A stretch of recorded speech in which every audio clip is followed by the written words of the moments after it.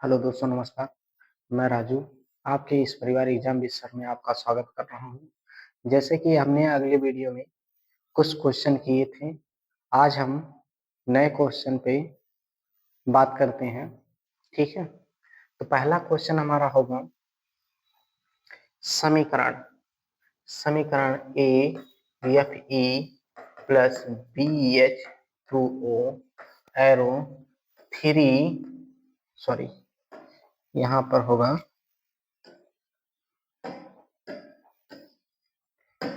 सी F E three O four plus D H two. ये हमारा क्या करना है, ए क्या याद करना है, ए बी सी डी। तो आएगा कैसे, ये जब संतुलित करेंगे तो ये हमारा प्राप्त हो जाएगा। तो पहले हम यहाँ देखते हैं, संतुलित कर ले पूरा समीकरण को। तो यहाँ three F E plus B H two O arrow C F E three O four, यहाँ डी एच टू हो जाएगा। क्या हो जाएगा, डी एच टू। यहाँ फिर हम करते हैं एफ ई प्लस, यहाँ पर देखें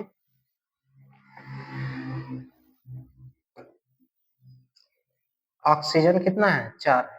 तो यहाँ पर ऑक्सीजन 4 किया जाए, H two O arrow E C F E three O four D H two. तो यहाँ पर three F E plus four H two O arrow, यहाँ पर क्या हो जाएगा, यहाँ पर एक F E three O four plus D H two.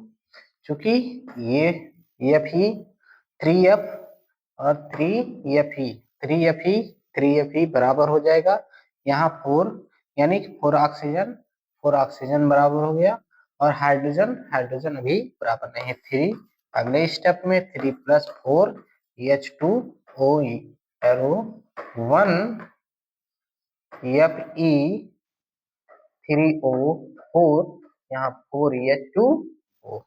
तो हमारा यहाँ पर ए का मान क्या होगा, 3 होगा, और बी का मान कितना होगा, 4 हो जाएगा, और सी का मान कितना होगा, 1 हो जाएगा, और डी का मान कितना होगा, 4 हो जाएगा। क्या हो जाएगा, 4। तो यहाँ पर हमारा क्या होगा, बी वाला होगा। क्या होगा, बी वाला होगा। ठीक है, आगे चलते हैं। अब आगे चलते हैं, तेल के नमूने को लंबे समय तक ताजा बनाए रखने के लिए निम्नलिखित में से कौन सी गैस प्रयुक्त की जाती है। ठीक है, तो हमारा होगा बी हाइड्रोजन और हीलियम, सॉरी नाइट्रोजन होगा, नाइट्रोजन और हीलियम होगा। ठीक है, आगे चलते हैं। उपचायक वह पदार्थ है जो ऑक्सीजन देता है, हाइड्रोजन हटाता है, इलेक्ट्रॉन ग्रहण करता है। उपयुक्त में से सभी, यहाँ पर उपयुक्त में से सभी होगा, यानी कि ऑक्सीजन भी देता है और हाइड्रोजन भी हटाएगा और इलेक्ट्रॉन ग्रहण करेगा। ये तीनों कार्य होंगे, इसलिए उपयुक्त में से सभी होंगे। ठीक है, आगे चलते हैं। कॉपर सल्फेट के विलय में लोहे का टुकड़ा डुबाया जाता है तो कॉपर विस्थापित हो जाता है, क्यों। तो यहाँ पर होगा F E plus C U S O four arrow, हमारा होगा F E S O four plus C U. तो ये बनाएगा क्या, तो ये जो है यहाँ पर लोहा कॉपर से अधिक अक्रियाशील है, जिसके कारण से वो क्या कर दे रहा है, विस्थापित कर दे रहा है, जो हमारा क्या होगा, बी वाला होगा। ठीक है, आगे चलते हैं। अवक्षेपण अक्रिया में क्या उत्पन्न होता है, आघुलनशील लवण उत्पन्न होते हैं। क्या उत्पन्न होते हैं, आघुलनशील लवण होते हैं, जो घुलते नहीं है। ठीक है, आगे चले।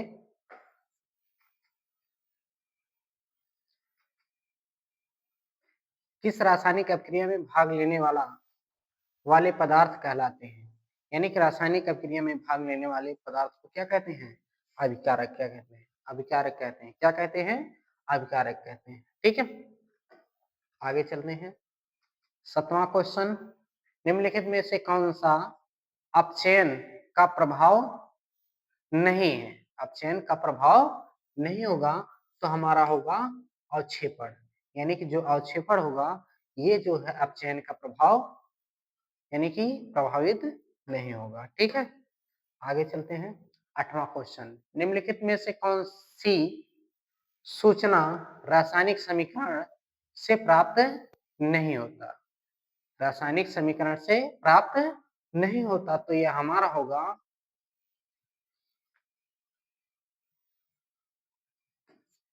सी, यानी कि अभिक्रिया की गति, यानी कि अभिक्रिया की गति पता नहीं होती। यानी कि निम्नलिखित में से कौन सी सूचना रासायनिक समीकरण से प्राप्त नहीं होती? यानी कि रासायनिक समीकरण से प्राप्त कौन सी नहीं होती है?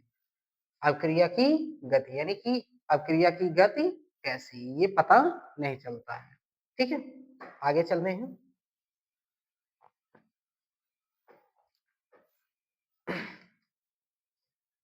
दानेदार जस्ते जस्ते या जिंक तन हाइड्रोक्लोरिक अम्ल डालने से कौन सी गैस उत्पन्न होती है? तो यहाँ पर होगा हाइड्रोजन, जेडियन प्लस 2HCl एरो जेडियन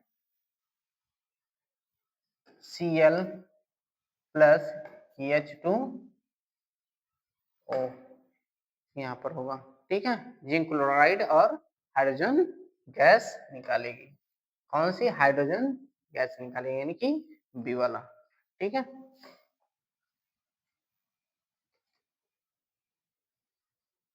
आगे चलते हैं। रासायनिक रूप में जंग क्या है? Hydrated ferric oxide, hydrated ferric oxide B वाला इसका होगा Fe2O3CH2O hydrated hydrated ferric oxide, क्या? Ferric oxide. ठीक है, फेरिक ऑक्साइड होता है। ठीक है, आगे चलते हैं।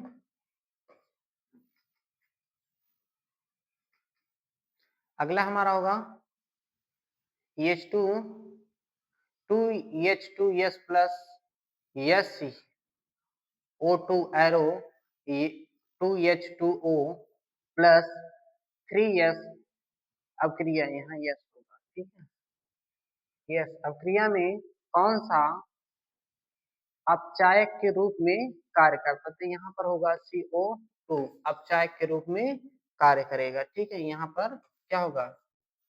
यस होगा। 5 ना होके यहाँ पर क्या होगा? यस होगा। ठीक है, आगे चलें। तो एक भूरे रंग का चमकदार तत्व X को Y की उपस्थिति में गर्म करने पर वह काले रंग में क्या होता है? हो जाता है। तत्व X क्या है? तो यहाँ 2Cu plus O 2 arrow 2CO calcium sorry copper oxide, क्या होगा? कॉपर ऑक्साइड, यानी कि काला रंग का हो जाता है। कौन सा? जब ये कॉपर जो है ऑक्सीजन से क्रिया करेगा तो ये काले रंग में परिवर्तित हो जाएगा। ठीक है, आगे चलते हैं। वायु भोजन विकृत गंधीय हो जाती है, क्यों? तो ये हमारा होगा उपचयन होता है। क्या होता है? इसमें उपचयन होता है। क्या होता है? उपचयन होता है। ठीक है, क्या होता है? उपचयन होता है। आगे चलते हैं।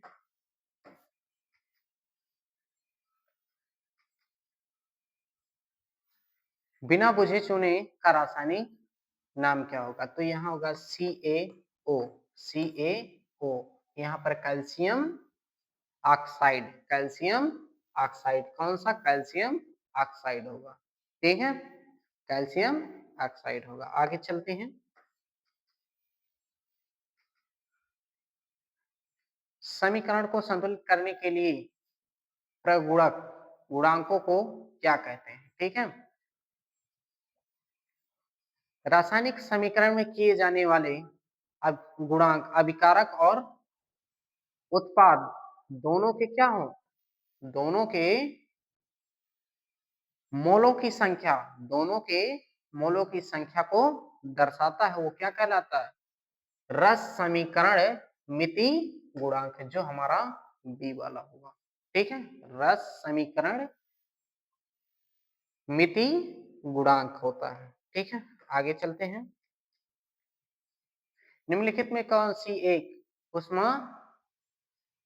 उष्मा शोषी अभिक्रिया? तो ये हमारा होगा बी वाला, अमोनियम क्लोराइड का पानी में घुलना। अमोनियम क्लोराइड का पानी में घुलना क्या होता है?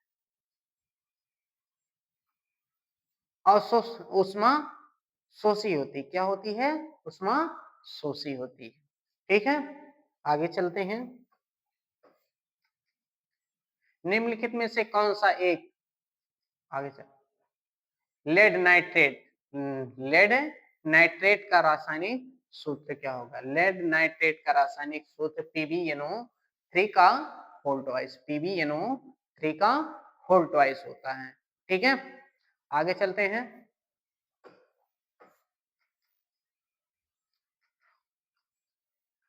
मैग्नीशियम रिबन को जलाने से पहले रेगमार्ग क्यों साफ किया जाता है? रेगमार्ग से क्यों साफ किया जाता है?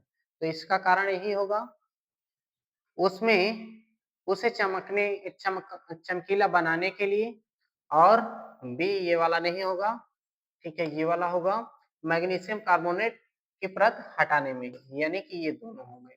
तो इसलिए यहाँ पर ये देखिए ए होना चाहिए, ये ए नहीं, ये ए बी नहीं होगा, ए होगा। ए और सी दोनों होगा। ठीक है, ए और सी दोनों होगा। ठीक है, आगे चलते हैं। जल के निर्माण में हाइड्रोजन और ऑक्सीजन के आयतन अनुपात क्या होगा? तो यहाँ पर होगा 2H2 प्लस O2, यहाँ पर 2H2O।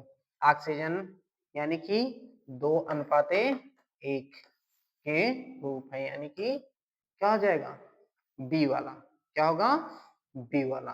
ठीक है,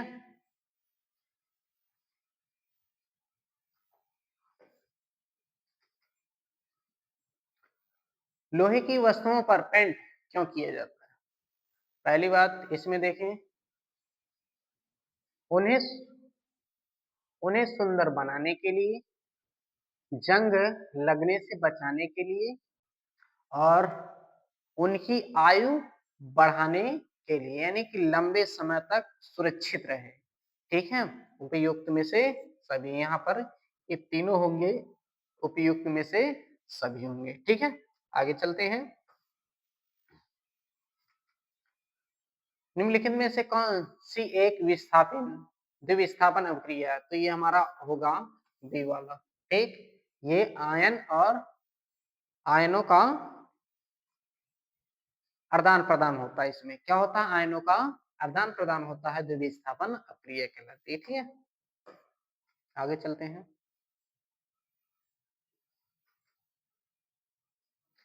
तीर का निशान इस रूप में, तीर का निशान अगर नीचे की तरफ होगा, दर्शा रहा है, तो यहाँ पर होगा अवक्षेपण का बनना, अवक्षेपण का बनना। यहाँ पर क्या होगा? अवक्षेपण का बनना। अगर उष्मा शोषी होती कहीं, उष्मा उष्मा शोषी होती है, तब भी इस रूप में किया जाता है तीर। ठीक है, यानी कि उष्मा का ग्रहण करना, यानी कि उस द्वारा ग्रहण करना। तो यहाँ पर इस तरीके से भी होता है, यहाँ पर अवक्षेपण का बनना। ठीक है, आगे चलते हैं। अवक्षेप का बनना होगा। ठीक है, उपचायक 23वां क्या होगा? उपचायक वह पदार्थ है जो क्या, तो यहाँ पर ऑप्शन में होगा ऑक्सीजन का हटाना, ऑक्सीजन का हटाना और हाइड्रोजन को जोड़ना, इलेक्ट्रॉन का त्यागना। ये तीनों क्रिया, तीनों चीजें होती हैं, इसलिए यहाँ पर डी वाला उपयुक्त में से सभी, उपयुक्त में से क्या होंगे, सभी होंगे। आगे चलते हैं बाबू।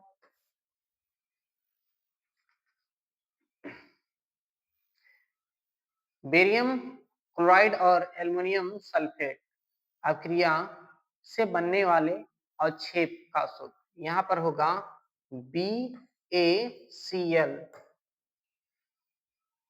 प्लस यहाँ पर हो जाएगा AlSO4, AlSO4 यहाँ पर होगा BaSO4 प्लस AlCl2, तो यहाँ पर होगा, ये क्या हो जाएगा, पहला होगा, क्या होगा, पहला होगा। ठीक है, बेरियम सल्फेट, बेरियम सल्फेट होगा। ठीक है, आलू के चिप्स की थैलियों में नाइट्रोजन गैस भरने का मुख्य प्रयोजन क्या होता है, विकृत गंधिता को रोकना होता है, विकृत गंधिता को रोकना होता है। आज के लिए इतना, धन्यवाद। अगली वीडियो में हम मिलेंगे। ठीक है, आज के लिए इतना ही। ठीक है।